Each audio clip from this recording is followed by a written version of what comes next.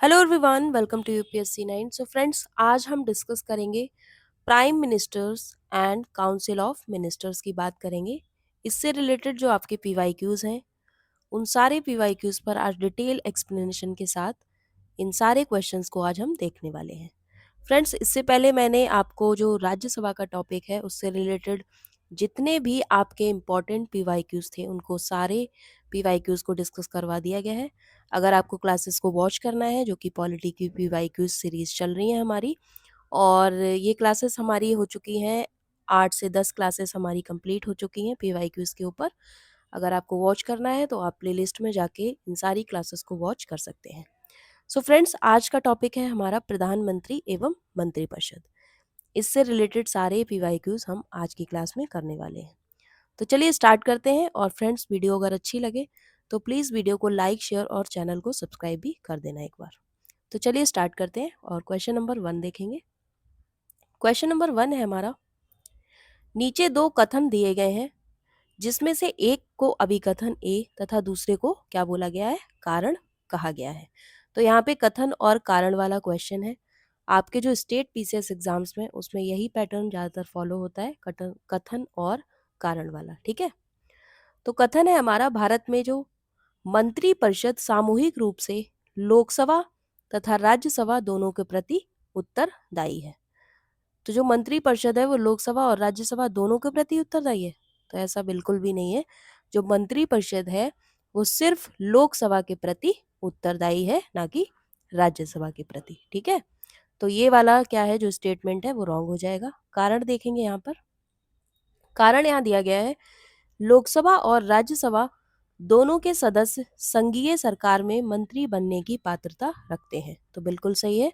तो यहाँ पे जो कथन है हमारा वो गलत हो जाएगा, यानी कि ए ऑप्शन गलत हो जाएगा, किंतु यहाँ पर आर क्या हो जाएगा, सत्य है। ठीक है, एक्सप्लेनेशन देखेंगे यहाँ पे। जो भारत में मंत्रिपरिषद है वो सामूहिक रूप से लोकसभा के प्रति उत्तरदायी है, आर्टिकल 75(3) के तहत। ओके, लोकसभा और राज्यसभा दोनों के सदस्य संघीय सरकार में मंत्री बनने की पात्रता रखते हैं, बिल्कुल करेक्ट है। और आप देखिए, यूपी पीसीएस प्री 2021 में पूछा गया प्रश्न है। तो फ्रेंड्स, अब बात करेंगे यहाँ, जो कि बात हो रही है प्रधानमंत्री की।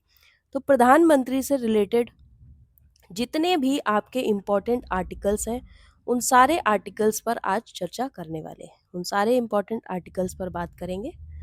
तो बात करेंगे प्राइम मिनिस्टर की। प्राइम मिनिस्टर का जो पद होता है वो कैसा होता है, कैसा होता है? ये वास्तविक कार्यपालिका के कौन होते हैं, प्रमुख होते हैं। जो प्राइम मिनिस्टर का जो पद है वो वास्तविक पद है। ठीक है, तो बात करेंगे आर्टिकल 74 की। तो आर्टिकल 74 में क्या गिवन है, क्या गिवन है आर्टिकल 74 में? मंत्रिपरिषद। ठीक है, यहाँ पे बोला है कि आर्टिकल 74 के तहत जो राष्ट्रपति को सहायता और सलाह देने के लिए प्रधानमंत्री के नेतृत्व में एक मंत्रिपरिषद का गठन होगा। तो आर्टिकल 74 में गिवन है। नेक्स्ट है आर्टिकल 75(1) में। तो 75(1) में बोला गया है पीएम की नियुक्ति के बारे में, यानी कि यहाँ पर पीएम की नियुक्ति के बारे में बोला गया है। और पीएम की नियुक्ति कौन करेंगे, तो ये यहाँ पर करेंगे राष्ट्रपति। ठीक है, प्रधानमंत्री की जो नियुक्ति है वो राष्ट्रपति के द्वारा की जाती है, आर्टिकल 75(1) के अकॉर्डिंग। नेक्स्ट है आर्टिकल 75(2).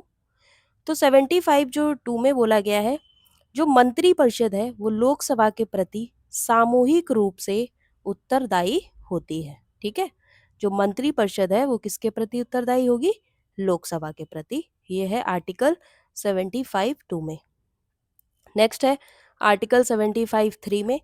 तो आर्टिकल 75(3) में क्या गिवन है, आर्टिकल 75(3) में है कि जो मंत्रिपरिषद है उसकी सामूहिक जिम्मेदारी रहेगी लोकसभा के प्रति। किसके प्रति, तो लोकसभा के प्रति यहाँ पर जो जिम्मेदारी रहेगी किसकी, मंत्रिपरिषद की। आर्टिकल 75(3) में गिवन है। नेक्स्ट है आर्टिकल 75(4) में। तो यहाँ पर शपथ की जो प्रावधान दिया गया है, जो मंत्रिपरिषद और जो प्रधानमंत्री हैं उनकी शपथ के बारे में बताया गया है आर्टिकल 75(4) में। ठीक है, और इनकी शपथ किसके द्वारा दिलवाई जाती है, दैट इज प्रेसिडेंट। ठीक है, प्रेसिडेंट के द्वारा यहाँ पर जो मंत्री हैं और प्रधानमंत्री, इनको शपथ दिलाई जाती है। नेक्स्ट है आर्टिकल 75 5 में 75 में दिया गया है जो मंत्री है संसद का सदस्य नहीं होगा। ठीक है, मैं एक्सप्लेन करती हूँ इसको अच्छे से। इसमें बोला गया है कि जो मंत्री, इसमें से जो यहाँ की प्रधानमंत्री भी हो सकता है, अगर संसद का सदस्य नहीं है तो उसे क्या है 6 महीने में सदस्य यहाँ पर बनना होगा। ठीक है, अगर कोई मंत्री यहाँ पर मंत्री नियुक्त होता है और वो संसद का जो सदस्य नहीं है तो उसको क्या है विद इन 6 मंथ में उसको क्या लेनी पड़ेगी, सदस्यता लेनी पड़ेगी। आर्टिकल 75 में गिवन है। नेक्स्ट बात करेंगे आर्टिकल 78 में।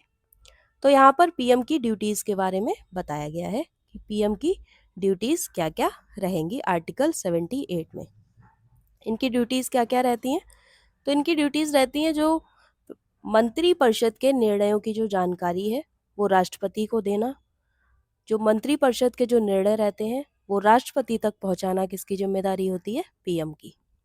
वहीं दूसरी जिम्मेदारी है इनकी राष्ट्रपति द्वारा मांगी गई सूचना देना।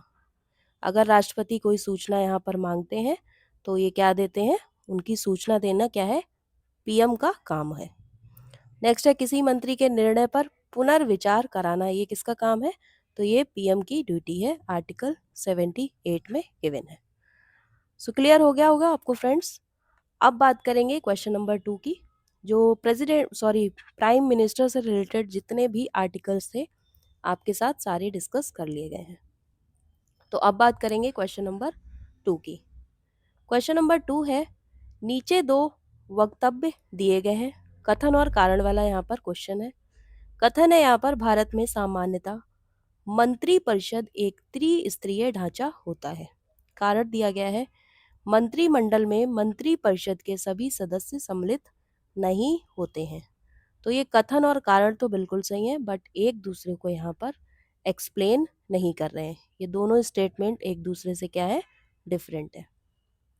तो यहाँ पे कौन सा ऑप्शन हो जाएगा, ऑप्शन नंबर बी यहाँ पर करेक्ट हो जाएगा। ए और आर दोनों सही हैं, परंतु क्या है, आर ए का सही स्पष्टीकरण नहीं है। तो आइए देखेंगे इसका स्पष्टीकरण क्या है। भारत में मंत्री परिषद का एक त्रिस्तरीय ढांचा होता है। त्रिस्तरीय ढांचे में कौन कौन है, कैबिनेट मंत्री, राज्य मंत्री और उप मंत्री, ये त्रिस्तरीय ढांचे में आते हैं। कौन कौन से, तो फर्स्ट है कैबिनेट मंत्री, सेकंड है राज्य मंत्री और थर्ड है उप मंत्री। ओके, इसमें मंत्रिमंडल जो है जिसको कैबिनेट भी बोलते हैं, ये केवल कैबिनेट मंत्रियों से बनता है। तो मंत्रिमंडल जो है वो सिर्फ किससे बनता है, केवल कैबिनेट मंत्रियों से। नेक्स्ट बात करेंगे कैबिनेट में सम्मिलित होते हैं। तो यहाँ पे पूछा गया है जो कैबिनेट है उसमें सम्मिलित होते हैं, तो उसमें कौन सम्मिलित होते हैं, केवल कैबिनेट मंत्री। ठीक है, जो कैबिनेट है उसमें सिर्फ केवल कैबिनेट मंत्री ही शामिल होते हैं। नेक्स्ट है क्वेश्चन नंबर 4। क्वेश्चन नंबर 4 है प्रधानमंत्री कार्यालय पीएमओ के पीएमओ के संबंध के बारे में यहाँ बताना है कि इसमें से कौन सा कथन सत्य है। पहला है कथन, यह 1977 में अस्तित्व में आया। दूसरा है इसका प्रधान कैबिनेट सचिव होता है। तो यहाँ पर पूछा है कि इनमें से कौन सा कथन सत्य है, तो यहाँ पर हो जाएगा ऑप्शन नंबर सी, यह जो है 1977 में अस्तित्व में आया। तो आइए देखते हैं। भारत के प्रधानमंत्री का कार्यालय पीएमओ से आशय भारत के प्रधानमंत्री के सीधे नीचे आने वाले नजदीकी अधिकारी व कर्मचारी समूह से है। ठीक है, इसमें जो पीएमओ का जो आशय है वो प्रधानमंत्री के जो नीचे आने वाले नजदीकी अधिकारी होते हैं या कर्मचारी समूह, उनसे संबंधित है। इसमें प्रमुख सचिव इसका क्या होता है, सर्वोच्च अधिकारी होता है। वर्तमान सचिव कौन है, प्रमोद कुमार मिश्रा जी। 1977 तक प्रधानमंत्री कार्यालय को प्रधानमंत्री सचिवालय कहा जाता था। यानी कि 1977 को जो प्रधानमंत्री कार्यालय है उसको पहले क्या कहा जाता था, प्रधानमंत्री सचिवालय, जिसे मोरारजी देसाई के प्रधानमंत्रित्व जो काल में इसको बदलकर क्या कर दिया गया, प्रधानमंत्री कार्यालय कर दिया गया। क्लियर। नेक्स्ट है क्वेश्चन नंबर 5। किस वर्ष में प्रधानमंत्री सचिवालय का नाम प्रधानमंत्री कार्यालय कर दिया गया है? तो मैंने प्रीवियस क्वेश्चन में यही डिस्कस किया है, इसमें हो जाएगा 1977। 1977 में जो है प्रधानमंत्री सचिवालय का नाम जो है वो क्या कर दिया गया है, प्रधानमंत्री कार्यालय। ओके, सचिवालय हटा के इसको कर दिया गया है कार्यालय।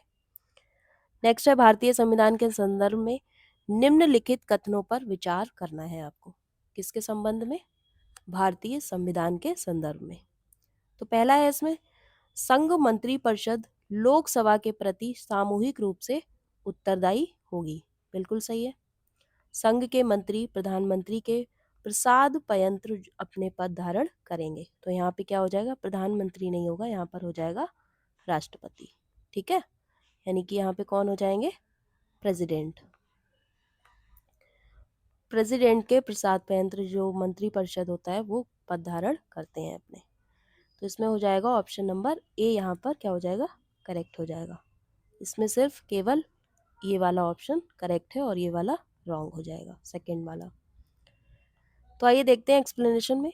भारतीय संविधान के अनुच्छेद 75(3) में यह कहा गया है कि संघ मंत्री परिषद लोकसभा के प्रति सामूहिक रूप से उत्तरदायी होती है, जबकि 75(2) के अनुसार संघ के मंत्री राष्ट्रपति के प्रसाद पयंत्र पद धारण करेंगे। तो किसके, राष्ट्रपति के।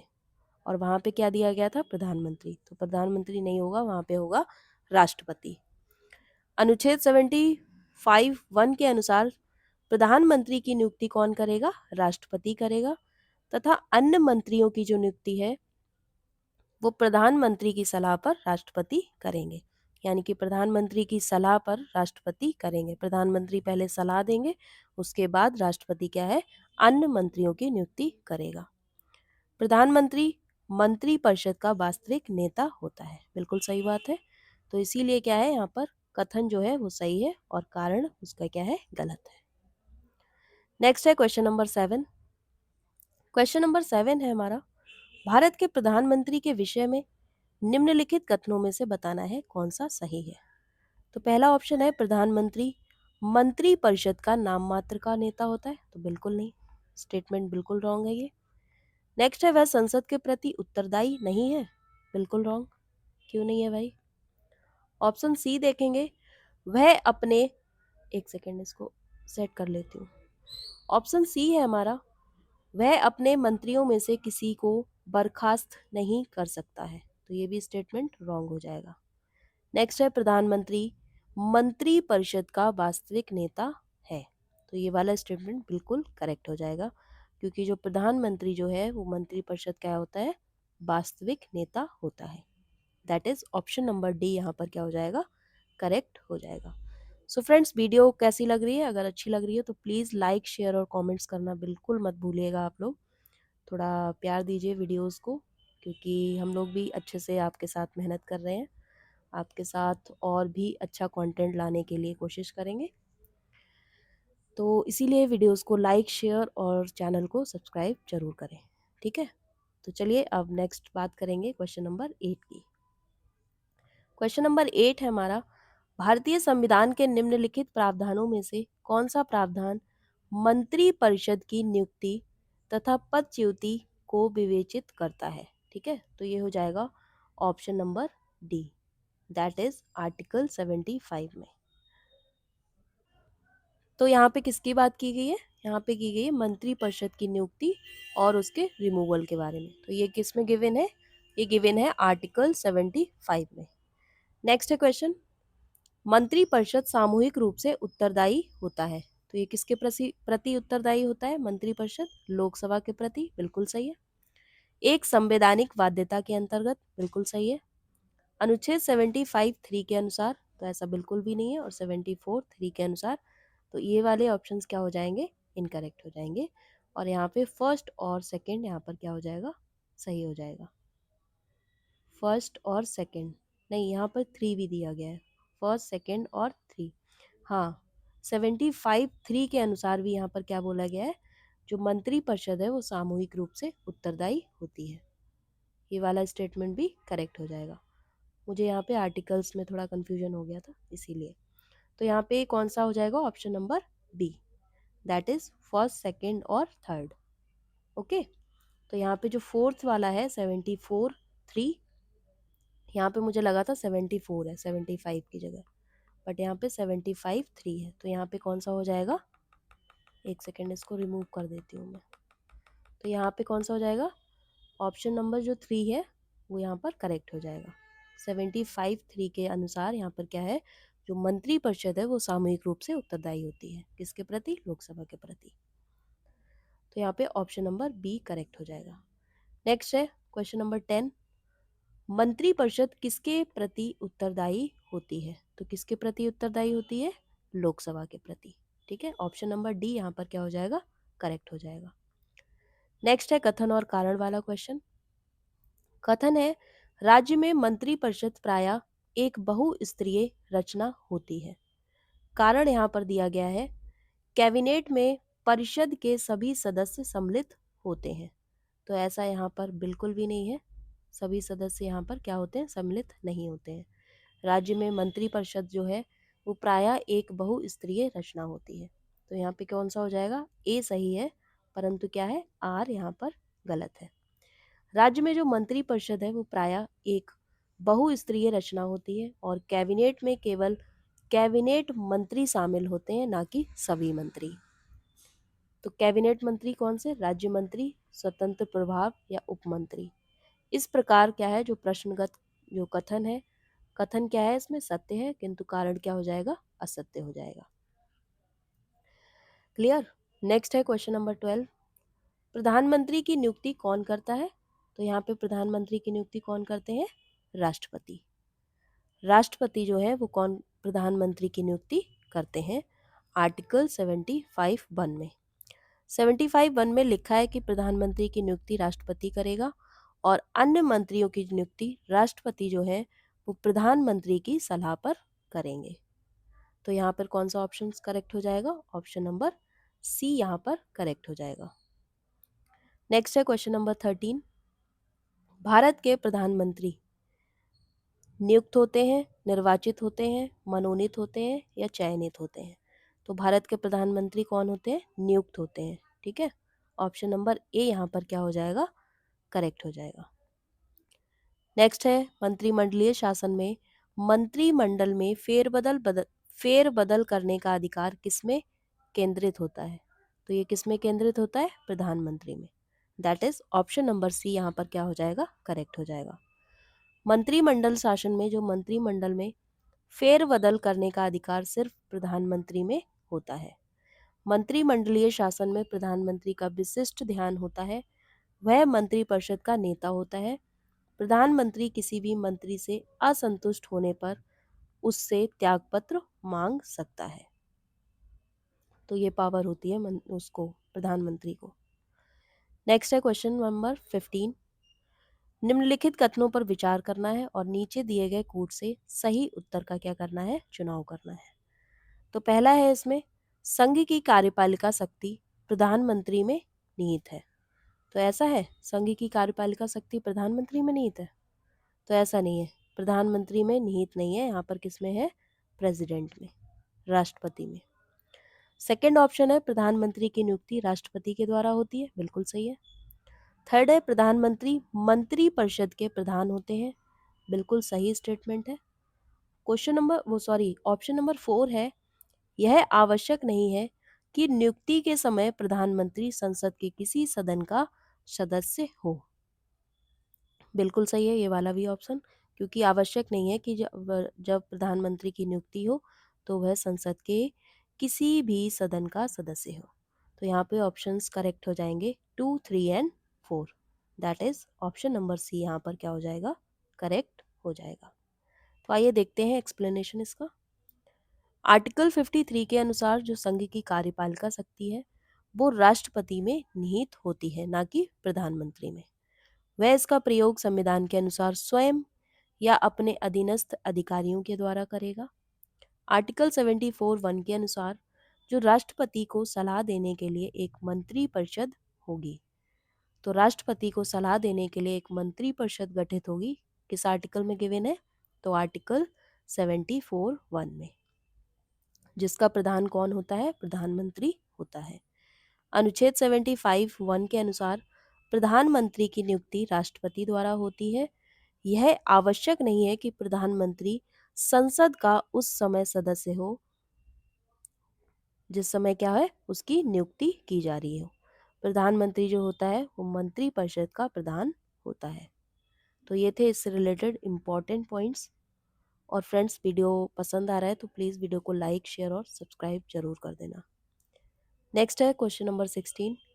किस सदन के सदस्यों द्वारा बहुमत से अविश्वास प्रस्ताव पास होने पर मंत्रिपरिषद को त्यागपत्र देना पड़ेगा? यहाँ पे क्वेश्चन आपको ध्यान से पढ़ना है। किस सदन के सदस्यों के द्वारा बहुमत से अविश्वास प्रस्ताव पास होने पर मंत्रिपरिषद को त्यागपत्र देना पड़ेगा? तो यहाँ पे क्या हो जाएगा? लोकसभा के। That is option number A यहाँ पर क्या हो जाएगा? करेक्ट हो जाएगा।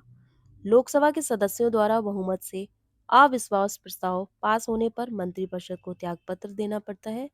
अनुच्छेद 75(3) में कहा गया है कि मंत्रिपरिषद लोकसभा के प्रति सामूहिक रूप से उत्तरदायी होगी।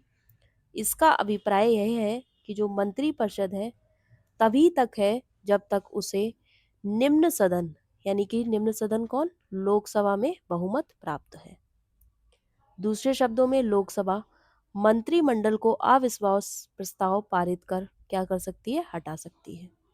अविश्वास प्रस्ताव के समर्थन में 50 सदस्यों की सहमति अनिवार्य होती है। कितनी सदस्यों की? तो 50 सदस्यों की।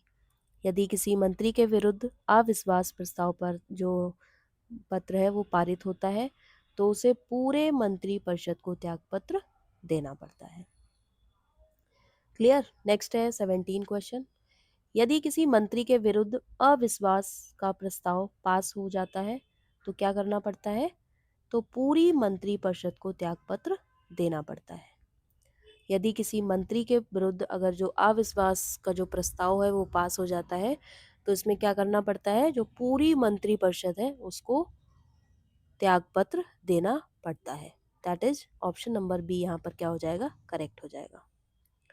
नेक्स्ट कथन और कारण वाला है क्वेश्चन, तो आइए देखते हैं। कथन है, अब संविधान मंत्रिपरिषद के आकार की बाहरी सीमा पर प्रतिबंध लगाता है। बिल्कुल सही है। कारण यहाँ पर दिया गया है, ऐसा विधायकों को शासक दल के पक्ष में दल बदल करने से रोकने के लिए यह किया गया है। तो बिल्कुल सही है। और एक दूसरे को क्या कर रहे हैं? स्पष्टीकरण भी कर रहे हैं, यानी कि व्याख्या भी कर रहे हैं। तो यहाँ पर दोनों सही हो जाएंगे, ए और आर दोनों करेक्ट है और आर ए की सही व्याख्या है। संसद द्वारा जो पारित किए गए 91वां जो संशोधन है 2003 में जो किया गया है, अब केंद्र व राज्यों में मंत्री परिषदों का आकार को सदस्य संख्या निचले सदन की कुल सदस्य संख्या के 15% तक सीमित कर दिया गया है। ऐसा मंत्रिपरिषद में स्थान पाने की संभावना में निर्दलीय व विपक्षी पार्टियों के विधायकों को शासक दल के पक्ष में दल बदल करने से रोकने के लिए किया गया है इसको।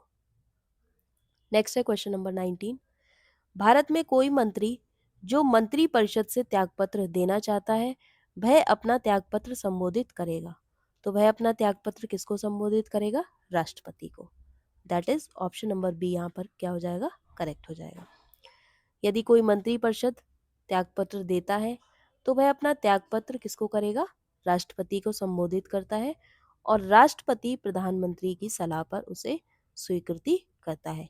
यानी कि राष्ट्रपति को यहाँ पर किसकी सलाह लेनी पड़ती है? प्रधानमंत्री की। अथवा क्या करता है? स्वीकृति करता है अथवा अस्वीकृत भी कर सकता है। नेक्स्ट है क्वेश्चन नंबर 20। निम्नांकित में से कौन राज्यसभा का सदस्य होते हुए भी लोकसभा की कार्यवाही में भाग ले सकता है? तो यहाँ पर आपको बताना है कि इनमें से कौन राज्यसभा का सदस्य होते हुए भी लोकसभा की कार्यवाही में भाग ले सकते हैं। तो यहाँ पे कौन सा हो जाएगा? पहला देखते हैं ऑप्शन, राज्यसभा का मनोनीत यानी कि नामांकित सदस्य जो अपने क्षेत्र का विशेषज्ञ हो।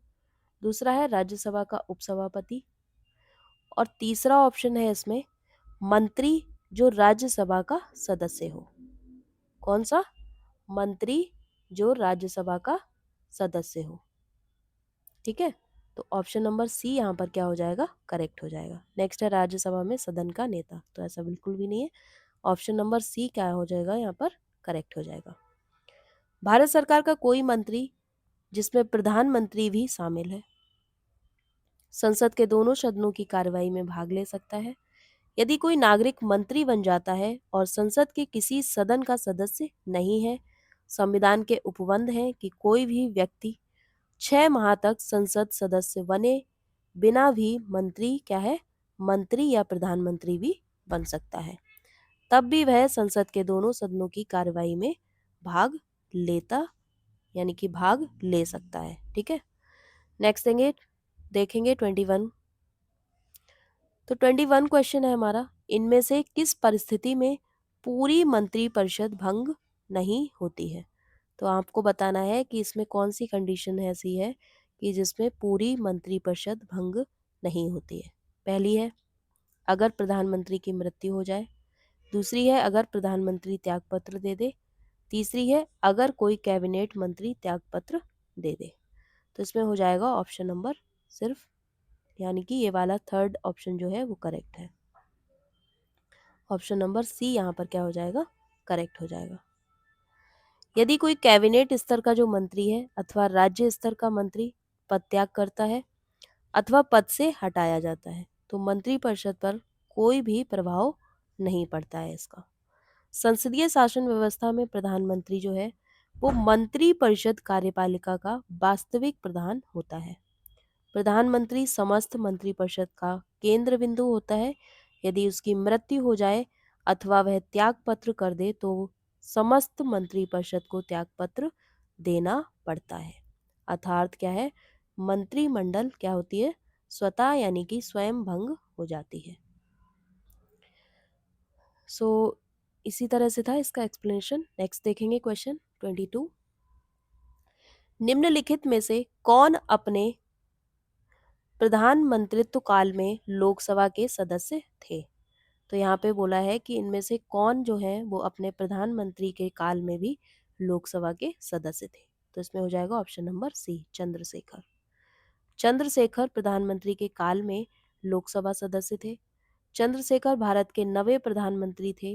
इनका कार्यकाल 10 नवंबर 1990 से लेकर 21 जून 1991 तक था। चंद्रशेखर भारत के निचले सदन यानी कि लोकसभा के सदस्य थे। उन्होंने यहाँ समाजवादी जनता पार्टी राष्ट्रीय का नेतृत्व किया। 1977 से उन्होंने लोकसभा का निर्वाचन 8 बार उत्तर प्रदेश के बलिया क्षेत्र से जीता और 1984 में एक ही बार चुनाव हारे थे वे। नेक्स्ट है क्वेश्चन नंबर 23। निम्नलिखित में से किस एक प्रधानमंत्री ने अपने कार्यकाल में संसद का सामना नहीं किया है? तो ये नहीं किया है किसने? चौधरी चरण सिंह ने। चौधरी चरण सिंह ने, इनका ये जो है समय काल दिया गया है, तो ये कब से प्रधानमंत्री रहे हैं, किंतु उन्होंने अपने कार्यकाल में संसद का सामना नहीं किया है तथा लोकसभा में जो विश्वास मत है उसको प्राप्त करने से पहले ही त्यागपत्र दे दिया इन्होंने। किसने? चौधरी चरण सिंह ने। नेक्स्ट है क्वेश्चन, भारत के 12वें प्रधानमंत्री थे, तो 12वें प्रधानमंत्री कौन थे? आई के गुजराल। ऑप्शन नंबर सी यहाँ पर क्या हो जाएगा? करेक्ट हो जाएगा। आई के गुजराल का जो फुल फॉर्म है यहाँ पे दिया गया है इंद्र कुमार गुजराल। इनका पूरा नाम है क्या है? इंद्र कुमार गुजराल। ये कौन है? भारत के 12वें प्रधानमंत्री थे। इनका कार्यकाल 21 अप्रैल 1997 से 19 मार्च 1998 तक था।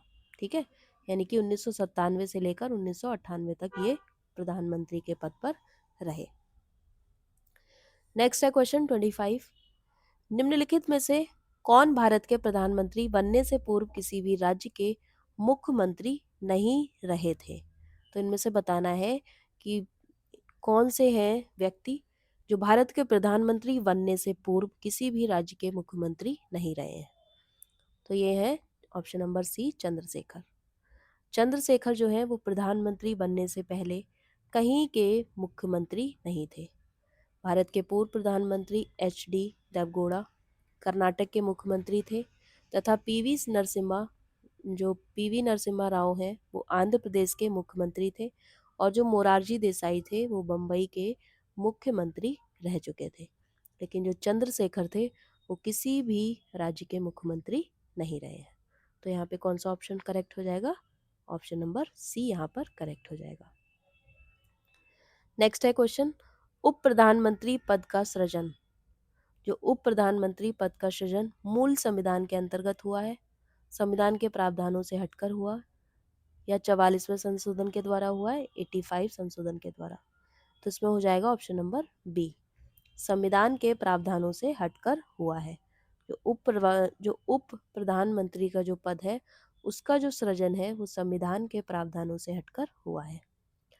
भारतीय संविधान में मंत्रिपरिषद के अंतर्गत उप प्रधानमंत्री का जो पद है वो संविधान के प्रावधानों से हटके हुआ है।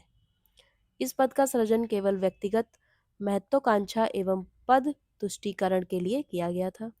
सर्वप्रथम इस पद पर केंद्रीय गृह मंत्री सरदार पटेल की नियुक्ति हुई थी, किसमें? उप प्रधानमंत्री के रूप में। उसके बाद जनता दल सरकार में देवीलाल बनाए गए थे और एनडीए के अटल मंत्रिमंडल में लाल कृष्ण आडवाणी को इस पद पर नियुक्त किया गया था, उप प्रधानमंत्री के पद पर। नेक्स्ट है 27 क्वेश्चन, निम्न में से कौन प्रधानमंत्री बनते समय राज्यसभा का सदस्य था? तो इसमें बताना है कि इनमें से कौन प्रधानमंत्री बनते समय राज्यसभा के सदस्य थे। तो इनमें से है इंदिरा गांधी। ठीक है, ऑप्शन नंबर बी यहाँ पर क्या हो जाएगा? करेक्ट हो जाएगा।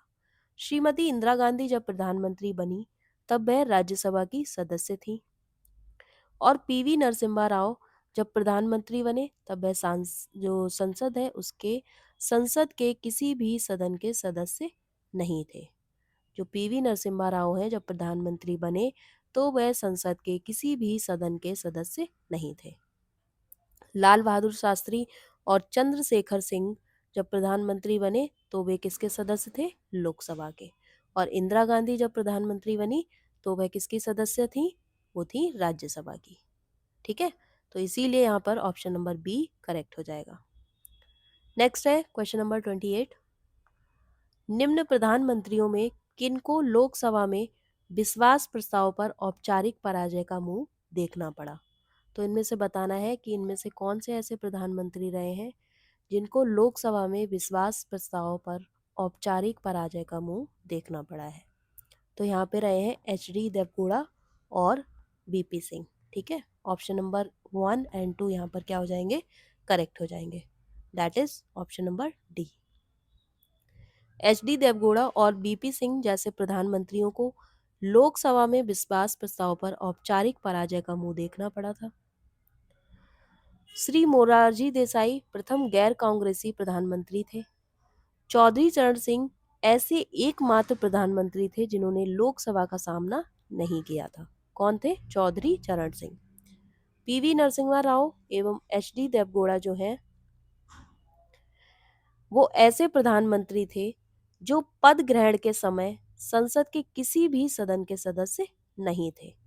एच.डी. देवगौड़ा और एच.डी. देवगौड़ा जो हैं वो ऐसे प्रधानमंत्री थे जो पद ग्रहण के समय विधानसभा के सदस्य थे। कौन? एच.डी. देवगौड़ा। नेक्स्ट है 29 क्वेश्चन, किस प्रधानमंत्री के कार्यकाल में दल बदल विरोधी विधेयक पास हुआ था? तो ये हुआ था राजीव गांधी के कार्यकाल में। दल बदल विरोधी कानून है 1985 में राजीव गांधी के प्रधानमंत्रित्व काल में पास हुआ था।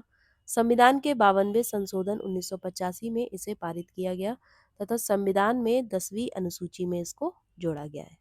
किसको? दल बदल कानून को। नेक्स्ट है क्वेश्चन नंबर 30, भारतीय संविधान के अनुच्छेद 78 में प्रावधान है दायित्वों का।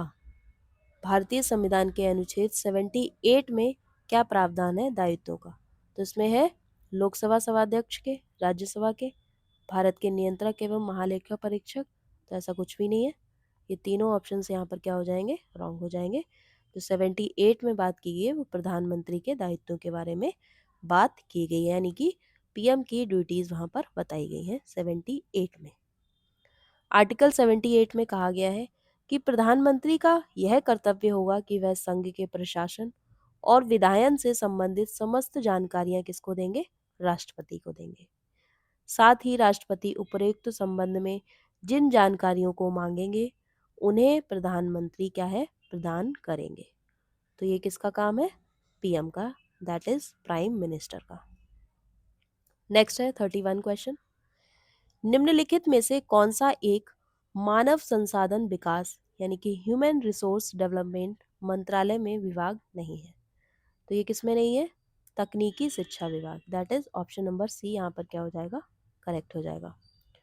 भारत सरकार के मानव संसाधन मंत्रालय में तकनीकी शिक्षा विभाग नहीं है तथा अन्य तीनों आरंभिक शिक्षा और साक्षरता विभाग तथा माध्यमिक शिक्षा और उच्च शिक्षा विभाग, महिला और बाल विकास विभाग क्या है? शामिल है। वर्तमान में मानव संसाधन विकास मंत्रालय का नाम बदलकर शिक्षा मंत्रालय कर दिया गया है। किसका नाम बदलकर किया गया है? तो ये क्या है? मानव संसाधन विकास मंत्रालय का जो नाम बदलकर क्या किया गया है? शिक्षा मंत्रालय। इसके अंतर्गत दो विभाग स्कूल शिक्षा और साक्षरता विभाग तथा उच्चतर शिक्षा विभाग है। महिला एवं बाल विकास विभाग में 30 यानी कि 30 जनवरी 2006 से एक स्वतंत्र मंत्रालय के रूप में अस्तित्व में आया है। नेक्स्ट है क्वेश्चन नंबर 32। निम्नलिखित में से कौन सा एक व्यय भारत की संचित निधि पर भारित नहीं है? इसमें से बताना है कि इसमें से कौन सा एक व्यय है जो कि भारत की संचित निधि पर भारित नहीं है। तो यहाँ पे है ऑप्शन नंबर सी, भारत के प्रधानमंत्री के वेतन और भत्ते। भारत की संचित निधि से प्रधानमंत्री के वेतन भत्ते नहीं दिए जाते हैं क्योंकि प्रधानमंत्री को संसद सदस्य के रूप में वेतन प्राप्त होता है। तो यहाँ पे इम्पोर्टेंट पॉइंट है, जो प्रधानमंत्री को जो वेतन यानी कि जो सैलरी होती है वो भारत की संचित निधि से नहीं दी जाती है, इनको दी जाती है संसद सदस्य के रूप में। अनुच्छेद 266 में संचित निधि का उल्लेख है। सरकार को प्राप्त सभी राजस्व क्या है? वो बाजार से लिए गए ऋण और स्वीकृत ऋणों पर प्राप्त जो ब्याज है वो संचित निधि में जमा होती है। यह भारत की सर्वाधिक बड़ी निधि है जो संसद के अधीन रखी जाती है। कोई भी धन इसमें बिना संसद की पूर्व स्वीकृति के लिए निकाला, जमा या भारित नहीं किया जा सकता। जबकि राष्ट्रपति क्या है? राष्ट्रपति सर्वोच्च न्यायालय के न्यायाधीश, नियंत्रक एवं महालेखा परीक्षक को संचित निधि से ही वेतन दिए जाते हैं। तो संचित निधि से पीएम को वेतन नहीं दिया जाता है, यहाँ पे दिया जाता है राष्ट्रपति और जो सर्वोच्च न्यायालय के जो न्यायाधीश हैं उन्हें, और नियंत्रक एवं महालेखा परीक्षक को भारत की जो संचित निधि है उससे वेतन दिए जाते हैं। नेक्स्ट है क्वेश्चन नंबर 33। निम्नलिखित में से किसने अपने राजनीतिक जीवन में भारत के प्रधानमंत्री का पद एक बार से अधिक समायांतर के बाद सुशोभित किया है? तो इसमें से बताना है कि इनमें से कौन कौन से हैं जिन्होंने अपने राजनीतिक जीवन में भारत के प्रधानमंत्री का पद एक बार से अधिक सुशोभित किया है, यानी कि एक बार से ज़्यादा तक वो प्रधानमंत्री के पद पर रह चुके हैं। तो यहाँ पे कौन सा हो जाएंगे? एक तो हो जाएंगे गुलजारी लाल नंदा, इंदिरा गांधी और अटल बिहारी वाजपेयी, यानी कि एक बार से ये ज़्यादा बार प्रधानमंत्री के पद पर रह चुके हैं। ऑप्शन नंबर सी यहाँ पर करेक्ट हो जाएगा, 3, 4 एंड 5। ठीक है, तो यहाँ पर ऑप्शन नंबर सी यहाँ पर करेक्ट हो जाएगा। उपर्युक्त विकल्प में गुलजारी लाल नंदा, इंदिरा गांधी तथा अटल बिहारी वाजपेयी एक बार से अधिक समय अंतराल के बाद प्रधानमंत्री के पद पर आसीन रहे हैं। पंडित जवाहरलाल नेहरू 1947 से लेकर 1964 तक बिना समय अंतराल के प्रधानमंत्री रहे हैं, तथा लाल बहादुर शास्त्री 1964 से 1966 तक, इंदिरा गांधी 1966 से 77 और 80 से 84 तक ये रही हैं किसके पद पे? प्रधानमंत्री के पद पर। तो ये 2 बार रह चुकी हैं, एक तो रही हैं 1966 से 77 तक और फिर रही हैं 80 से 84 तक। गुलजारी लाल नंदा, तो गुलजारी लाल नंदा जो है वो 1964 कार्यवाहक के पद पर इन्होंने रहे हैं, कार्यवाहक पद पर, तथा 1966 कार्यवाहक, तथा अटल बिहारी वाजपेयी जो है 1996 में 13 दिन तथा 1998 से 2004 तक रहे हैं। कौन? अटल बिहारी वाजपेयी। नेक्स्ट है 34 क्वेश्चन। भारत के संविधान का कौन सा अनुच्छेद प्रधानमंत्री की नियुक्ति से संबंधित है? तो प्रधानमंत्री की नियुक्ति किसमें है? आर्टिकल 75 में। आर्टिकल 75 में क्या है? प्रधानमंत्री की नियुक्ति। और आर्टिकल्स यहाँ पर दिए हैं, आर्टिकल 74। तो आर्टिकल 74 बात करता है किसकी? मंत्रिपरिषद की। किसकी बात करेगा यहाँ पर? मंत्री परिषद की। आर्टिकल 76 में, तो आर्टिकल 76 में है भारत के महान न्यायवादी। आर्टिकल 78 में, तो 78 में जो है प्रधानमंत्री की कर्तव्य यानी कि इनकी ड्यूटीज़ के बारे में बताया गया है आर्टिकल 78 में।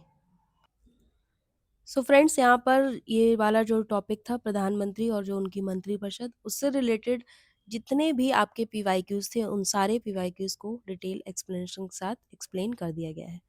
और हम नेक्स्ट टॉपिक की बात करेंगे जो कि हमारा है संसदीय समितियां एवं उसके विभिन्न प्रस्ताव। ओके, तो इनकी हम बात करेंगे यानी कि पार्लियामेंट्री कमेटीज़ की यहाँ पर बात करेंगे। इससे रिलेटेड जितने भी पीवाईक्यूज हैं उन पर सारे चर्चा करेंगे। तो देखते हैं क्वेश्चन नंबर 1। क्वेश्चन नंबर 1 है हमारा, भारत के नियंत्रक महालेखा परीक्षक का ऑडिट रिपोर्ट का परीक्षण करती है। तो यहाँ पे क्वेश्चन दिया गया है, जो भारत के नियंत्रक महालेखा परीक्षक का ऑडिट रिपोर्ट का परीक्षण करती है, तो ये किसका परीक्षण करती है? लोक लेखा समिति। That is option number C यहाँ पर क्या हो जाएगा? करेक्ट हो जाएगा। लोक लेखा समिति भारत सरकार के विनियोग, लेखा और वित्त लेखा की जांच करती है। यह भारत के नियंत्रक महालेखा परीक्षक की ऑडिट रिपोर्ट का परीक्षण करती है। लोक लेखा समिति भारतीय संसद की सबसे पुरानी समिति है। कौन सी? लोक लेखा समिति। इसका गठन भारत सरकार अधिनियम 1919 के अंतर्गत पहली बार 1921 में हुआ। लोक लेखा समिति में कुल 22 सदस्य होते हैं, जिसमें से 15 सदस्य लोकसभा और 7 सदस्य किससे होते हैं? राज्यसभा से। तो यहाँ पे टोटल कितने सदस्य होते हैं? 22 सदस्य होते हैं। किसमें? लोक लेखा समिति में। कितने सदस्य होते हैं? 22, जिसमें से 15 सदस्य जो होते हैं वो किससे होते हैं? लोकसभा से। और 7 सदस्य किससे होते हैं? राज्यसभा से। Okay, clear? तो यहाँ पे कितने सदस्य होते हैं? 7 सदस्य जो हैं वो राज्यसभा से होते हैं। समिति के सदस्यों का जो चुनाव है वो समानुपातिक प्रतिनिधित्व एवं एकल हस्तांतरणीय मत के माध्यम से होता है। सदस्यों का जो कार्यकाल है वो 1 वर्ष का होता है। समिति के अध्यक्ष की नियुक्ति लोकसभा के अध्यक्ष के द्वारा की जाती है। लोकसभा के अध्यक्ष द्वारा सभा सदस्यों से की जाती है। अतः परंपरागत रूप से समिति का जो अध्यक्ष है वो विपक्षी दल से ही चुना जाता है। भारत का नियंत्रक महालेखा परीक्षक संसद की लोक लेखा समिति की बैठकों में उपस्थित रह सकता है। समिति में किसी भी मंत्री का जो निर्वाचन है वो नहीं हो सकता। तो इसमें क्या है? समिति में जो किसी भी मंत्री का निर्वाचन नहीं हो सकता है। नेक्स्ट है क्वेश्चन नंबर 2। निम्नलिखित में से कौन संसद की लोक लेखा समिति की बैठकों में उपस्थित रहता है? भारत के महान्यायवादी, भारत के महाधिवक्ता, और ऑप्शन नंबर सी क्या है? भारत के नियंत्रक महालेखा परीक्षक। तो यही वाला ऑप्शन क्या हो जाएगा?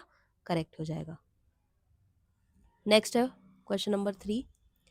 लोक लेखा समिति में निम्नलिखित सदस्य होते हैं। तो यहाँ पे बताना है लोक लेखा समिति में कौन कौन से सदस्य होते हैं।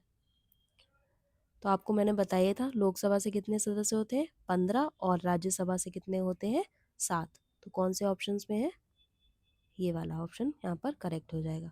कुल सदस्य कितने होते हैं? तो 22 सदस्य लोक लेखा समिति में। कुल टोटल सदस्य होते हैं 22, जिसमें लोकसभा के होते हैं 15 और राज्यसभा के होते हैं 7 सदस्य। ठीक है, तो इसी प्रकार से ऑप्शन नंबर बी यहाँ पर क्या हो जाएगा? करेक्ट हो जाएगा। नेक्स्ट बात करेंगे क्वेश्चन नंबर 4 की। संसद की लोक लेखा समिति एक महत्वपूर्ण समिति है, इसके बारे में निम्नलिखित में से कौन सा सही कथन है आपको बताना है। तो पहला कथन है हमारा, यह लोकसभा तथा राज्यसभा दोनों के सदस्यों से मिलकर गठित होती है। तो ये दोनों बिल्कुल बिल्कुल होती है, दोनों के सदस्यों के द्वारा इसको क्या है, गठित किया जाता है, लोकसभा और राज्यसभा के द्वारा। इसका निर्वाचन समानुपातिक प्रतिनिधित्व एवं एकल संक्रमणीय वोट पद्धति से होता है। बिल्कुल सही स्टेटमेंट है। तीसरा कथन है, इसके सदस्यों का जो कार्यकाल है वो 1 वर्ष का होता है। बिल्कुल सही है, अभी मैंने आपको पढ़ाया ही था कि जो इनके सदस्यों का जो कार्यकाल है वो 1 वर्ष का होता है। चौथा स्टेटमेंट है, इसमें मंत्री निर्वाचित नहीं होते हैं। तो बिल्कुल करेक्ट है, तो इसमें सारे करेक्ट हो जाएंगे। ऑप्शन 1, 2, 3 एंड 4 सारे करेक्ट हो जाएंगे। नेक्स्ट है क्वेश्चन नंबर 5।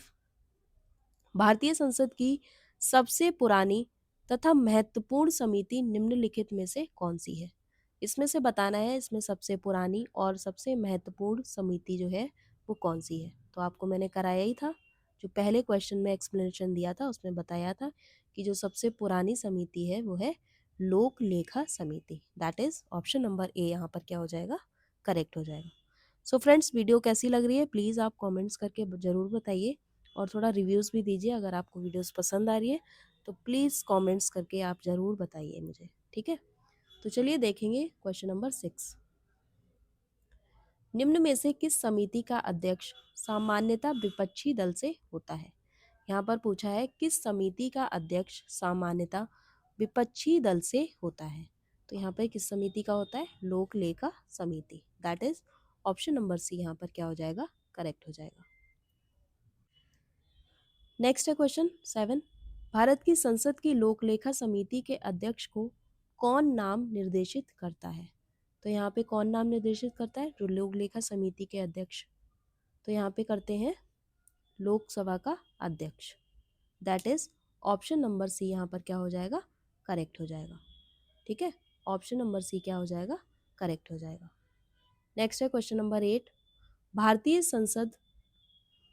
संसद की लोक लेखा समिति समीक्षा करती है। तो ये करती है नियंत्रक व महालेखक परीक्षक के प्रतिवेदन की।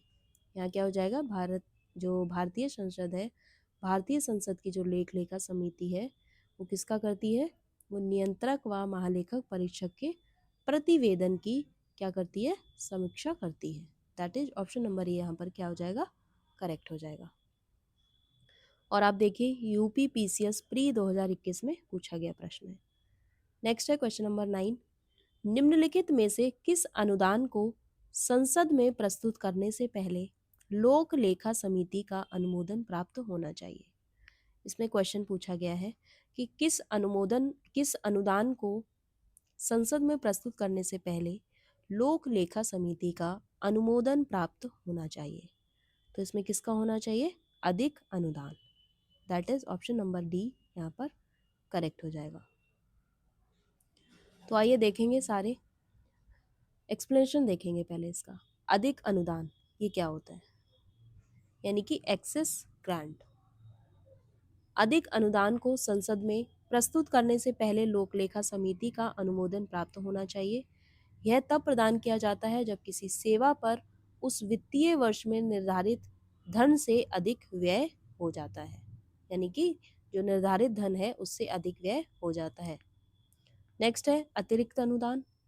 तो यह तब प्रदान किया जाता है जब उस वर्ष हेतु बजट में किसी नई सेवा के संबंध में व्यय परिकल्पित ना किया गया हो और चालू वित्तीय वर्ष के दौरान अतिरिक्त व्यय की आवश्यकता उत्पन्न हो गई हो। नेक्स्ट है सांकेतिक अनुदान।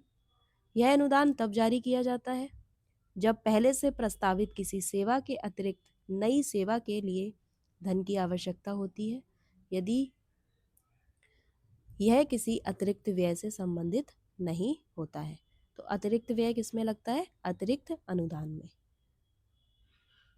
और सांकेतिक अनुदान में तो यह इसमें क्या होती है, इसमें इस सेवा के अतिरिक्त नई सेवा के लिए क्या है, धन की आवश्यकता होती है। नेक्स्ट है अपवाद अनुदान। इसमें क्या होता है, यह एक ऐसे विशेष उद्देश्य के लिए प्रदान किया जाता है तथा यह किसी भी वित्तीय वर्ष की वर्तमान सेवा का हिस्सा नहीं होता है। तो ये क्या है, किसी भी जो वित्तीय वर्ष है उसकी जो वर्तमान सेवा है उसका हिस्सा नहीं होता है। कौन सा? अपवाद अनुदान। नेक्स्ट बात करेंगे क्वेश्चन नंबर 10 की। विशेषाधिकार समिति में कितने सदस्य होते हैं? तो यहाँ पर बताना है जो विशेषाधिकार समिति है उसमें कितने सदस्य होते हैं। तो यहाँ पर होते हैं 15 सदस्य। That is option number B यहाँ पर क्या हो जाएगा, करेक्ट हो जाएगा। विशेषाधिकार समिति में 15 सदस्य होते हैं। इस समिति का कार्य सदन और उसके सदस्यों के विशेषाधिकारों की रक्षा करना। संसद के दोनों सदनों में इस समिति का गठन किया जाता है। लोकसभा की विशेषाधिकार समिति में 15 सदस्य तथा राज्यसभा की विशेषाधिकार समिति में कितने होते हैं? 10 सदस्य होते हैं। नेक्स्ट है क्वेश्चन नंबर 11। सिविल सेवाओं में सुधार हेतु पीसी होटा समिति का गठन किस वर्ष किया गया था? जो पीसी होटा समिति है उसका गठन वर्ष पूछा गया है यहाँ पर, और ये किस वर्ष किया गया था? तो ये किया गया था 2004 में। That is option number B यहाँ पर क्या हो जाएगा, करेक्ट हो जाएगा। सिविल सेवाओं में सुधार हेतु, जो सिविल सेवाएं होती हैं उनमें सुधार हेतु क्या है, पीसी होटा समिति का गठन किया गया था वर्ष 2004 में। इस समिति के अनुशंसा के अनुसार सिविल सेवा प्रारंभिक परीक्षा में बैठने की जो आयु थी वो 21 से 24 वर्ष होनी चाहिए। इसके अन्य प्रमुख अनुशंसाओं में सिविल सेवा को अधिक दक्ष और भ्रष्टाचार रहित बनाने हेतु क्या दिया गया, सुझाव सम्मिलित है। नेक्स्ट कथन और कारण वाला है क्वेश्चन। तो आइए देखते हैं कथन कौन सा है हमारा। कथन में दिया गया है सरकारिया आयोग ने राज्यपाल के पद को समाप्त करने की मांग को ठुकरा दिया। तो इसमें बोला है कि जो सरकारिया आयोग ने राज्यपाल के पद को समाप्त करने की जो मांग है उसको ठुकरा दिया। बिल्कुल सही है। कारण यहाँ पर दिया गया है कुछ राजनीतिक दलों ने संबंधित राज्य सरकार द्वारा दिए गए नामों की सूची से ही राज्यपाल का चयन करने की मांग की। तो ये वाला स्टेटमेंट रॉन्ग हो जाएगा। ऑप्शन जो कथन है वो सही है बट उसका कारण जो है वो गलत है। तो ऑप्शन नंबर सी यहाँ पर क्या हो जाएगा, करेक्ट हो जाएगा। सरकारिया आयोग का गठन भारत सरकार ने जून 1983 में किया था। इसके अध्यक्ष सर्वोच्च न्यायालय के सेवानिवृत्त यानी कि रिटायर न्यायाधीश रणजीत सिंह सरकारिया थे। इनका कार्य भारत के केंद्र राज्य संबंधों से संबंधित शांति संतुलन पर अपनी संतुति देना था। प्रश्नानुसार कथन सही है कि सरकारिया आयोग ने राज्यपाल के पद को समाप्त करने की मांग को ठुकरा दिया था। ठीक है, जो सरकारिया आयोग है उसने जो राज्यपाल के जो पद को समाप्त करने की मांग को क्या कर दिया था, ठुकरा दिया था। नेक्स्ट है क्वेश्चन नंबर 13। लोकसभा में अविश्वास प्रस्ताव प्रस्तुत करने के लिए सदस्यों की सहमति की आवश्यकता होती है। तो इसमें कितने सदस्यों की सहमति की आवश्यकता होती है? That is option number A, 50 सदस्य। 50 सदस्यों की जो है सहमति की आवश्यकता होती है। अविश्वास जो प्रस्ताव जो है वो केवल लोकसभा की कार्यवाही के साथ ही जुड़ा है। यानी कि जो अविश्वास प्रस्ताव जो है वो आप सिर्फ लोकसभा में ही क्या कर सकते हो, इसकी कार्यवाही कर सकते हैं, राज्यसभा में नहीं होती है। इसे लोकसभा में विपक्षी दल या दलों द्वारा प्रस्तुत किया जाता है। लोकसभा में कम से कम 50 सदस्यों द्वारा अविश्वास प्रस्ताव का अनुसमर्थन आवश्यक है। पहले 20 सदस्यों से होता था बट अब इसको 50 सदस्यों के द्वारा कर दिया गया है। इस प्रस्ताव के द्वारा मंत्रिपरिषद में अविश्वास प्रकट किया जाता है। इस प्रस्ताव के पारित होने पर मंत्रिपरिषद को त्यागपत्र देना पड़ता है। अगर ये प्रस्ताव पारित हो जाता है तो क्या है, पूरी मंत्रिपरिषद को त्यागपत्र देना पड़ता है। नेक्स्ट है क्वेश्चन नंबर 14। निम्नलिखित में से कौन सी एक सबसे बड़ी संसदीय समिति है? तो यहाँ पर बताना है कि इसमें से कौन सी सबसे बड़ी संसदीय समिति है। तो संसदीय समिति सबसे बड़ी कौन सी है? प्राक्कलन समिति। That is option number B यहाँ पर क्या हो जाएगा, करेक्ट हो जाएगा। तो आइए देखते हैं, यहाँ पर कुछ समितियाँ दी गई हैं और उनके कुल सदस्य संख्या दी गई है, लोकसभा में कितनी है और राज्यसभा की कितनी है और इनके कार्य क्या है। तो लोक लेखा समिति जो है इनमें क्या है, कुल सदस्य संख्या इनकी है 22, लोकसभा में इनकी 15 है और राज्यसभा में कितने हैं, 7 सदस्य। और इनका जो कार्य होता है लोक लेखा समिति का, विभिन्न मंत्रालयों के व्यय और नियंत्रक एवं महालेखा परीक्षक के प्रतिवेदन पर विचार विमर्श करना, किसका कार्य होता है, लोक लेखा समिति का। नेक्स्ट है प्राक्कलन समिति, जो कि सबसे बड़ी समिति है, अभी पढ़ाई था हमने, जो सबसे बड़ी संसदीय समिति है, कौन सी, प्राक्कलन समिति। तो इसकी कुल सदस्य संख्या होती है 30, और ये इसमें क्या है, लोकसभा के ही सदस्य शामिल होते हैं, राज्यसभा के यहाँ पर नहीं है। और इनका कार्य है बजट में सम्मिलित प्राक्कलनों की जांच करना तथा सरकार को वित्तीय नीतियों के संबंध में सुझाव देना। ये किसका काम है, प्राक्कलन समिति का कार्य है। नेक्स्ट है सरकारी उपक्रम समिति।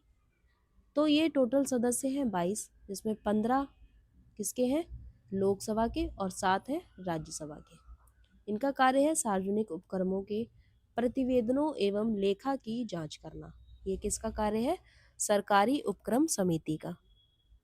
नेक्स्ट है याचिका समिति, दोनों सदनों में अलग अलग होती है। तो ये क्या है, याचिका समिति जो है वो दोनों सदनों में क्या होती है, अलग अलग होती है। यानी कि लोकसभा में इसके 15 सदस्य होते हैं और राज्यसभा में 10। विधेयकों पर आम सार्वजनिक महत्व के मामलों पर दायर याचिका की जांच करना क्या होता है, इसका कार्य होता है। तो इस प्रकार से ये सारी समितियां यहाँ पर एक्सप्लेन की गई है, और आपको इसको अच्छे से पढ़कर जाना है, अच्छे से रिवाइज करना है इनको। नेक्स्ट है क्वेश्चन नंबर 15, भारतीय संसद की सबसे बड़ी समिति कौन सी है। तो हमने पढ़ाई था, ये है प्राक्कलन समिति, that is option number B यहाँ पर करेक्ट हो जाएगा। और देखिए आप, यूपीपीसीएस 2020 में पूछा गया प्रश्न है। नेक्स्ट है संसद की स्थायी समिति के सदस्यों को लोकसभा एवं राज्यसभा से किस अनुपात में लिया जाता है। तो यहाँ पर अनुपात पूछा गया है, किस अनुपात में लिया जाता है। तो ये लिया जाता है 2 और 1 के अनुपात में। संसद की जो स्थायी समिति के सदस्यों को लोकसभा एवं राज्यसभा से क्रमशः 2 और 1 के अनुपात में लिया जाता है, जिसका प्रमुख कारण लोकसभा तथा राज्यसभा के सदस्यों की संख्या का अनुपात 2:1 में होना है। प्रत्येक स्थायी समिति में 31 सदस्य, जिसमें 21 लोकसभा तथा 10 राज्यसभा से होते हैं।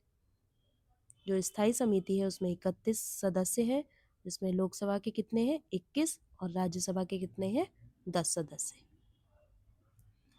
नेक्स्ट है प्राक्कलन समिति के सदस्यों का कार्यकाल कितना होता है। तो यहाँ पर कार्यकाल पूछा है जो प्राक्कलन समिति का, तो इनका कार्यकाल होता है, इनके सदस्यों का कार्यकाल 1 वर्ष। कितना होता है, 1 वर्ष। That is option number B यहाँ पर क्या हो जाएगा, करेक्ट हो जाएगा। देखिए प्राक्कलन समिति के जो सदस्यों का कार्यकाल 1 वर्ष का होता है, प्राक्कलन समिति के सदस्यों की संख्या 30 होती है। इस समिति में जो राज्यसभा का कोई प्रतिनिधित्व नहीं होता है। इसके सदस्यों का जो चुनाव है वो प्रतिवर्ष लोकसभा के द्वारा ही इसके सदस्यों में से किया जाता है। कोई मंत्री समिति का सदस्य नहीं हो सकता। यह सबसे बड़ी संसदीय समिति होती है। कौन सी, प्राक्कलन समिति। समिति का कार्य बजट में सम्मिलित प्राक्कलनों की जांच करना तथा सार्वजनिक व्यय में किफायत के लिए सुझाव देना होता है। इसीलिए इसे सतत किफायत समिति के रूप में वर्णित किया जा सकता है। नेक्स्ट बात करेंगे क्वेश्चन नंबर 18 की। प्राक्कलन समिति संसद के किस सदन के सदस्यों से गठित की जाती है। तो यहाँ पर पूछा है जो प्राक्कलन समिति है वो संसद के किस सदन के सदस्यों से गठित की जाती है। तो ये की जाती है लोकसभा के सदस्यों से। That is option number C यहाँ पर क्या हो जाएगा, करेक्ट हो जाएगा। नेक्स्ट है क्वेश्चन नंबर 19, राज्यसभा के सदस्यों को संबद्ध नहीं किया जाता है। तो किसके द्वारा नहीं किया जाता है, पब्लिक अकाउंट्स कमेटी से, एस्टीमेट्स कमेटी से, जो एस्टीमेट कमेटी है उससे, सार्वजनिक उद्यमों की कमेटी से। तो यहाँ पर कौन सा करेक्ट हो जाएगा, यहाँ पर हो जाएगा ऑप्शन नंबर सेकेंड। ये वाले ऑप्शंस हमारे क्या हो जाएंगे, इनकरेक्ट हो जाएंगे। ओके, तो यहाँ पर कौन सा हो जाएगा, ऑप्शन नंबर सी यहाँ पर क्या हो जाएगा, करेक्ट हो जाएगा। कौन सा है, एस्टीमेट कमेटी से। That is option number 2। Okay, next बात करेंगे अब क्वेश्चन नंबर 20 की। निम्नलिखित में से किस समिति में राज्यसभा का प्रतिनिधित्व नहीं होता है? इसमें पूछा है कि इसमें से कौन सी समिति है जिसमें राज्यसभा का प्रतिनिधित्व नहीं होता है। तो ये किसमें नहीं होता है? आकलन समिति में। That is option number C यहाँ पर क्या हो जाएगा? करेक्ट हो जाएगा। जो आकलन समिति है उसमें जो है राज्यसभा का प्रतिनिधित्व नहीं होता है। नेक्स्ट बात करेंगे 21 की। सार्वजनिक लोक सेवा समिति जो है, सार्वजनिक लेखा समिति जो है वो अपनी आख्या प्रस्तुत करती है किसको? संसद को, राष्ट्रपति को, प्रधानमंत्री को या वित्त मंत्री को? तो इसमें तो सारे ही ऑप्शंस गलत हैं। ये जो सार्वजनिक लेखा समिति है वो अपनी आख्या किसको प्रस्तुत करती है? लोकसभा को। ठीक है, जो लोकसभा के अध्यक्ष होते हैं उनको। तो आइए देखते हैं एक्सप्लेनेशन। लोक लेखा समिति जो है वो अपनी आख्या लोकसभा के अध्यक्ष को सौंपता है। अध्यक्ष उसे संसद के पटल पर चर्चा के लिए रखता है, अतः उपयुक्त विकल्पों में से कोई विकल्प यहाँ पर सही नहीं है। वैसे ऑप्शन नंबर ए यहाँ पर क्या हो सकता है? करेक्ट हो सकता है ऑप्शन नंबर ए, संसद को, क्योंकि यहाँ पे जो अध्यक्ष है वो भी संसद के पटल पर चर्चा के लिए क्या है? रखता है। तो यहाँ पर ऑप्शन ए को करेक्ट मान सकते हो। लेकिन क्वेश्चन के अकॉर्डिंग यहाँ पर कोई भी ऑप्शंस करेक्ट नहीं है, यहाँ पर होना चाहिए लोकसभा के अध्यक्ष। ठीक है, तो अब बात करेंगे नेक्स्ट क्वेश्चन 22 की। ध्यानकर्षण सूचना के प्राविधान ने निम्नलिखित में से किसके क्षेत्र को सीमित किया है? तो किसके क्षेत्र को सीमित किया है? ये किया है स्थगन प्रस्ताव को। That is option number C यहाँ पर क्या हो जाएगा? करेक्ट हो जाएगा। जो ध्यानकर्षण सूचना के प्राविधान ने स्थगन प्रस्ताव के क्षेत्र को सीमित किया है, इस प्रस्ताव के द्वारा सदन का कोई सदस्य सदन के पीठासीन अधिकारी की अग्रिम अनुमति से किसी मंत्री का ध्यान अविलंबनीय लोक महत्व के किसी मामले पर आकृष्ट कर सकता है।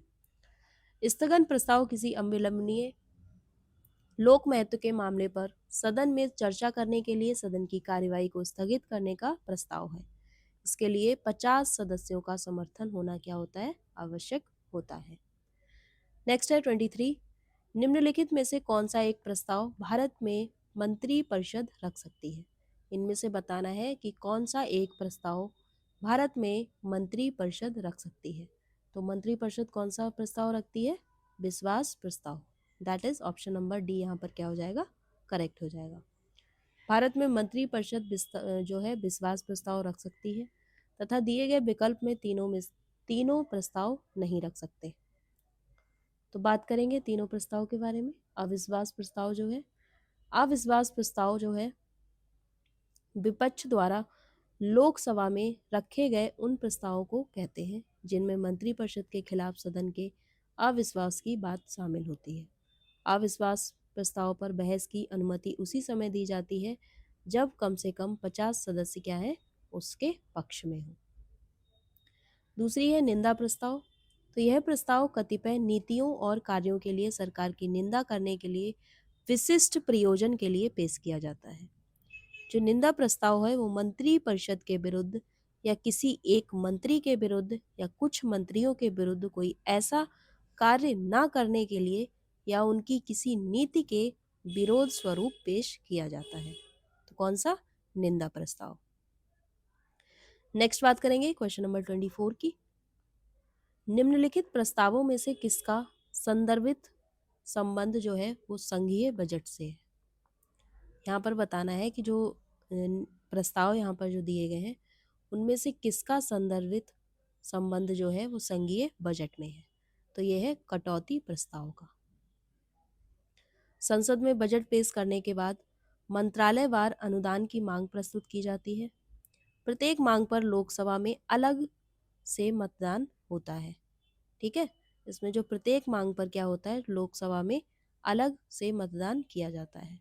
सदस्य अनुदान मांगों पर कटौती के लिए प्रस्ताव भी ला सकता है। बजट की मांगों में कटौती हेतु रखे गए प्रस्ताव को कटौती प्रस्ताव कहते हैं। तो कटौती प्रस्ताव किसको कहते हैं? जो बजट की मांगों में कटौती हेतु रखे गए प्रस्ताव को क्या बोलते हैं? कटौती प्रस्ताव। लोकसभा में कटौती प्रस्ताव पारित होने का तात्पर्य है सरकार के प्रति अविश्वास। अतः लोकसभा में कटौती प्रस्ताव पास होने के तात्पर्य है कि सरकार जो है वो लोकसभा में विश्वास खो चुकी है तथा अल्पमत में है। यह 3 प्रकार का होता है, एक है नीतिगत कटौती, दूसरी है अर्थगत कटौती और तीसरी है सांकेतिक कटौती। ठीक है, तो इस प्रकार से था इसका एक्सप्लेनेशन। नेक्स्ट बात करेंगे 25 की। निम्नलिखित में से किस प्रस्ताव का प्रशासनिक संबंध संघीय बजट से है? तो किसका है? कटौती प्रस्ताव का। सेम क्वेश्चन है विद सेम आंसर, तो यहाँ पर ऑप्शन नंबर सी क्या हो जाएगा? करेक्ट हो जाएगा। नेक्स्ट बात करेंगे 26 की। कोई विधेयक प्रवर समिति को कब भेजा जाता है? आपको बताना है कोई विधेयक जो है वो प्रवर समिति को कब भेजा जाता है? प्रस्तुति के बाद, प्रथम वाचन के बाद, द्वितीय वाचन के बाद या तृतीय वाचन के बाद? तो यहाँ पर कौन सा ऑप्शन करेक्ट हो जाएगा? ऑप्शन नंबर सी यहाँ पर क्या हो जाएगा? करेक्ट हो जाएगा, तृतीय वाचन के बाद। तो इसमें क्या है? द्वितीय वाचन के प्रारंभ में विधेयक के अंतर्निहित सिद्धांतों एवं उपबंधों पर विचार विमर्श किया जाता है तथा आवश्यकता होने पर विधेयक को प्रवर समिति को भेजा जाता है। यह समिति विस्तार पूर्वक विधेयक पर खंडवार विचार करती है, लेकिन इसके मूल विषय में परिवर्तन नहीं कर सकती है। समीक्षा एवं परिचर्चा के उपरांत समिति जो है वो विधेयक को वापस सदन को सौंप देती है। नेक्स्ट बात करेंगे 27 की। स्थगन प्रस्ताव के द्वारा जनहित से जुड़ी आवश्यक समस्या को सदन के समक्ष लाया जाता है। इस प्रस्ताव के बारे में निम्न में से बताना है कि कौन सी समस्या उपयुक्त नहीं है। तो इसमें कौन सी उपयुक्त समस्या नहीं है ये बताना है आप। यदि लोगों की सुरक्षा खतरे में हो, नहीं। यदि कई लोगों की मौत जहरीली शराब पीने से हो गई हो, यदि कर्ज के कारण किसानों ने आत्महत्या की हो, यदि रेल दुर्घटना हो गई हो। तो यहाँ पर क्या हो जाएगा? ऑप्शन नंबर जो डी है वो करेक्ट हो जाएगा। सामान्यतः सदन संसद कार्यसूची में दर्ज मतों के जो मद हैं उनके अनुसार ही काम निपटाता है और कार्यसूची में सम्मिलित न किया गया कोई कार्य अध्यक्ष की अनुमति के बिना नहीं करता है।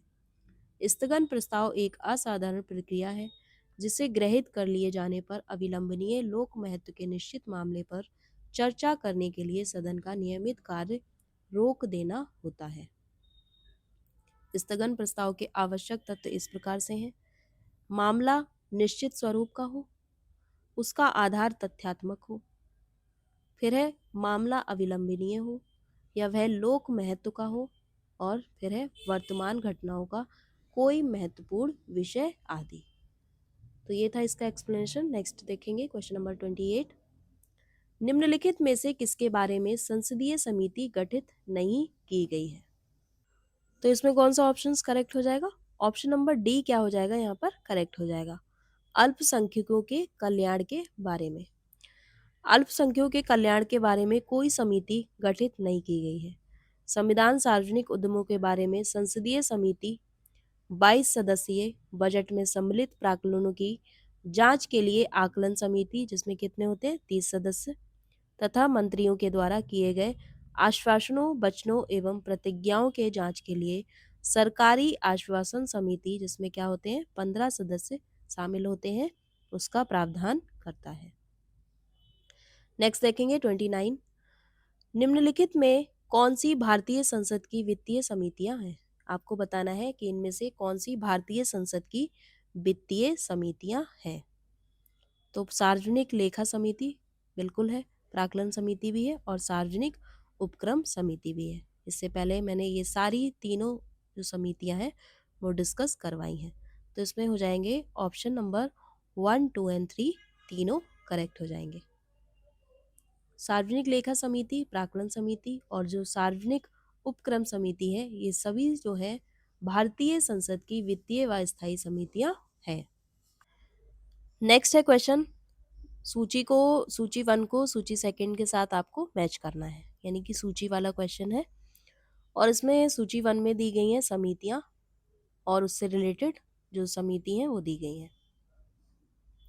तो ये जो लोक लेखा समिति है ये किससे रिलेटेड है? लोक लेखा समिति जो है वो वित्तीय समिति से रिलेटेड है। याचिका समिति की बात करेंगे तो ये किससे रिलेटेड है? तो ये है कार्यकारी समिति से। नेक्स्ट है स्टॉक बाजार स्कैम संयुक्त समिति जो है वो जो संबंधित है वो है तदर्व समिति से। नेक्स्ट है विभागीय समिति। तो जो विभागीय समितियां जो होती हैं वो होती हैं स्टैंडिंग समिति से रिलेटेड। तो यहाँ पर ऑप्शन करेक्ट हो जाएगा 3412, यानी कि ऑप्शन नंबर सी यहाँ पर करेक्ट हो जाएगा।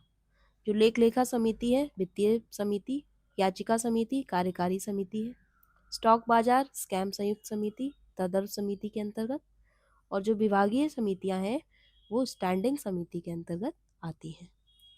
नेक्स्ट बात करेंगे क्वेश्चन नंबर 31 की। तो 31 क्वेश्चन है प्रत्येक सदन में एक विधि समिति होती है। लोकसभा में विधि समिति के सदस्यों में सम्मिलित है। तो इसमें कौन सा ऑप्शन करेक्ट हो जाएगा? इसमें हो जाएगा ऑप्शन नंबर बी, अध्यक्ष सहित जो इस समिति का पदेन अध्यक्ष होता है। और जो सदस्य कितने सम्मिलित होते हैं इसमें? तो टोटल 15 सदस्य क्या है? सम्मिलित होते हैं अध्यक्ष सहित। प्रत्येक सदन में एक नियम विधि समिति होती है। यह समिति सदन में कार्य पद्धति तथा संचालन से संबंधित मामलों पर विचार करती है तथा सदन के नियमों में आवश्यक संशोधन सुझाती है। लोकसभा में नियम समिति के 15 सदस्य होते हैं जिसमें अध्यक्ष भी सम्मिलित होते हैं, यानी कि अध्यक्ष भी शामिल होते हैं। जो समिति का पदेन अध्यक्ष होता है। राज्यसभा की नियम समिति में सभापति सहित कुल 16 सदस्य होते हैं। लोकसभा में कितने होते हैं? 15 सदस्य। और राज्यसभा में जो नियम समिति है उसमें होते हैं कितने? 16 सदस्य सभापति सहित।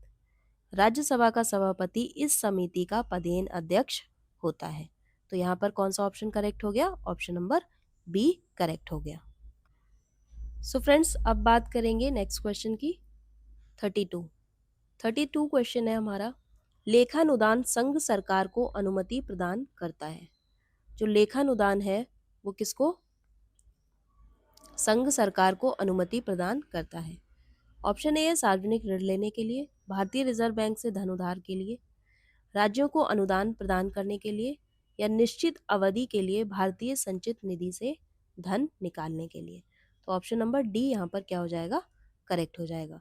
जो लेखानुदान है वो संघ सरकार को अनुमति प्रदान करता है किसके लिए? निश्चित अवधि के लिए भारतीय संचित निधि है उससे धन निकालने के लिए। तो यहाँ पर कौन सा ऑप्शन करेक्ट हो गया? ऑप्शन नंबर डी यहाँ पर करेक्ट हो गया। लेखानुदान संघ सरकार को निश्चित अवधि के लिए भारतीय संचित निधि से धन निकालने के लिए अनुमति प्रदान करता है। अनुच्छेद 116 क के अंतर्गत लोकसभा लेखानुदान पारित कर सरकार के लिए एक अग्रिम राशि मंजूर कर सकती है। किसमें है? आर्टिकल 116 ए में। सो नेक्स्ट क्वेश्चन है 33। भारतीय संविधान के किस अनुच्छेद में संसद एवं राज्य विधायकों को भारत के आकस्मिकता कोष निर्मित करने का प्रावधान है? तो यह है आर्टिकल 267 में। भारतीय संविधान के अनुच्छेद 267 के अनुसार संसद को आकस्मिक निधि की स्थापना की शक्ति प्रदान की गई है। किसमें की गई है? आर्टिकल 267 में। यह एक ऐसी निधि है जिसमें समय समय पर विधि द्वारा निर्धारित निधियां प्राप्त की जाती हैं। राष्ट्रपति किसी अप्रत्याशित व्यय के लिए इसमें अग्रिम दे सकता है जिसे बाद में संसद द्वारा, यानी कि जो पार्लियामेंट के द्वारा प्राधिकृत करवाया जा सकता है। भारत के लोक लेखा की तरह इसे कार्यकारी प्रक्रिया से संचालित किया जाता है। उल्लेखनीय है कि भारतीय संविधान के अनुच्छेद 266 के तहत भारत के संचित निधि की स्थापना की जाती है। इसमें अनुच्छेद 266 में 266 में क्या है? भारत के संचित निधि के बारे में बताया गया है। नेक्स्ट बात करेंगे क्वेश्चन नंबर 34 की। शिव रामन समिति की सिफारिश में निम्नलिखित में से किस संस्था की स्थापना की गई है? तो इसमें कौन सा ऑप्शन करेक्ट हो जाएगा? जो शिवरामन समिति है उसकी सिफारिश में निम्नलिखित में से किस संस्था की स्थापना की गई है? तो ये संस्था है राष्ट्रीय कृषि एवं ग्रामीण विकास bank. That is option number B यहाँ पर क्या हो जाएगा? करेक्ट हो जाएगा। शिवरामन समिति की सिफारिश के आधार पर राष्ट्रीय कृषि एवं ग्रामीण विकास बैंक नाबार्ड नाबार्ड की फुल फॉर्म यहाँ पर क्या है? National bank for agriculture and rural development. ठीक है, ये नाबार्ड की फुल फॉर्म है। तो इसकी स्थापना 12 जुलाई 1982 को हुई थी। कब हुई थी? 12 जुलाई 1982 को। और इसका मुख्यालय कहाँ है? मुंबई में। नाबार्ड ग्रामीणों को विकास एवं आर्थिक रूप से उनकी जीवन स्तर सुधारने के लिए ऋण यानी कि लोन उपलब्ध कराता है। यह मुख्य रूप से कृषि, लघु उद्योग, कुटीर एवं ग्रामो उद्योग, हस्तशिल्प और अन्य ग्रामीण शिल्पों के उन्नयन और विकास के लिए ऋण प्रवाह सुविधाजनक बनाता है। कौन? नाबार्ड। नेक्स्ट बात करेंगे क्वेश्चन नंबर 35 की। दिनेश गोस्वामी समिति का संबंध था। यहाँ पर पूछा है जो दिनेश गोस्वामी है, दिनेश गोस्वामी समिति जो है उनका संबंध था, किससे था? तो इनका संबंध था निर्वाचन सुधार से। That is option number C यहाँ पर क्या हो जाएगा? करेक्ट हो जाएगा। दिनेश गोस्वामी समिति का गठन वर्ष 1990 में किया गया था।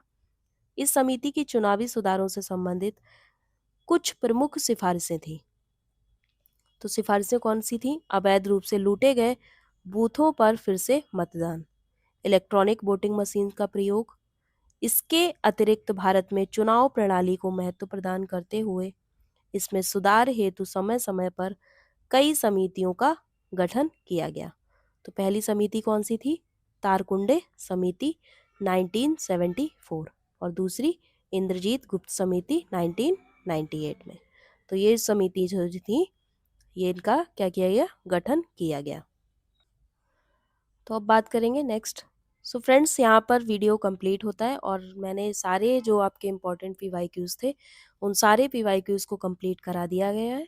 और अब हम बात करेंगे जो विभिन्न संविधान संशोधन जो है, विभिन्न संविधान संशोधन और उसकी प्रक्रिया। Okay, various constitutional amendments and उसके प्रोसीजर्स की जो इससे रिलेटेड जितने भी आपके क्वेश्चंस हैं उन सारे पीवाईक्यूज़ को नेक्स्ट क्लास में डिस्कस करेंगे। और इस क्लास को यहीं पे एंड करते हैं। और आपको अगर क्लास कैसी लगी, अगर क्लास आपको अच्छी लगी हो तो प्लीज़ क्लास को शेयर करिए और चैनल को सब्सक्राइब करिए और लाइक भी करिए। कमेंट्स करके ज़रूर बताइए अगर आपको क्लास अच्छी लगती है तो प्लीज़ कमेंट्स करके आप बताया करो। और भी सब्जेक्ट्स की क्लास लाने की सोच रहे हैं जो सारे पीवाईक्यूज़ हैं, हिस्ट्री की, ज्योग्राफी की। अगर आप कमेंट करके बताएंगे, अगर आप इंटरेस्टेड हैं क्लासेस को देखने के लिए तो आप कमेंट्स करके ज़रूर बताइए कि आपको किस सब्जेक्ट के पीवाईक्यूज़ क्लासेस देखनी है। सो फ्रेंड्स, मिलते हैं नेक्स्ट वीडियो में। तब तक के लिए आप पढ़ते रहिए and good luck for your upcoming exams. Thank